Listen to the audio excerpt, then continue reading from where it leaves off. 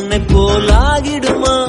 கோடி கோடியாய் கொடுத்தாலும் நீ தந்த அன்பு கிடைத்திடுமா?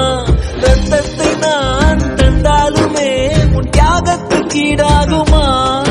நான் பட்ட கடன் தீர்ப்பேன் என்றால் ஒரு ஜன்மம் போதாதம்மா. நடமாடும் கோயில் நீதானே. 100 சாமிகள் இருந்தாலும் அம்மா உன்னை போல